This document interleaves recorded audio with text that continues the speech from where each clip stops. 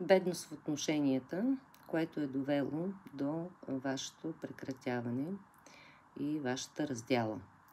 Бедност, това може да е в социален аспект, може и да е в душевен и ментален също така, при всеки различно, енергията е обща. Вие сте се разделили, защото някой е взимал през цялото време от тази връзка, имали сте голяма възрастова разлика, били сте от друга националност или сте живеели в различни държави, всеки според ситуацията. Вашето сдобряване ще бъде на 21 число, 21 часа, 21 дни, 21 седмици, 21 число от месеца. Вие отново ще се сдобрите, защото ти си жената, която е ресурсна за него, защото ти си жената, която изпълва целия му живот, защото ти си жената, която е плодородна и с която той се прекланя. Ти си единствената, която той признава. Колкото и други да е имало, каквото и да се е опитвал да прави, ти не си заменила нито една от тях.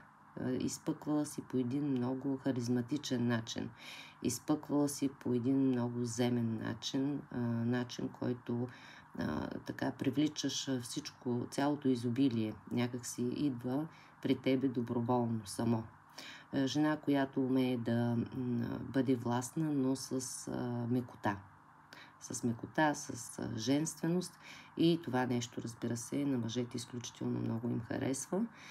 Ще преодолеете тази бедност в отношенията, ще преодолеете тази криза, като си дадете отново шанс да бъдете заедно, като си дадете отново шанс да изживеете тази любов. Да, партньорът ти Таро казва, че най-вероятно е по-млад от теб, незрял, така момчешки характер, момчешки характеристики в неговото поведение относно теб. Неговите чувства са малко на приливи и на отливи, също показва Таро, но това няма да ви попречи, ако истински се искате, да продължите напред.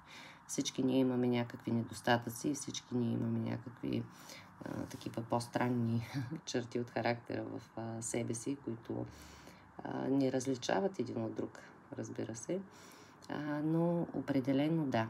Определено той вижда в тебе жената, която иска да има до себе си по пътя на живота. Виждате като негова съпруга, виждате като майка на децата му.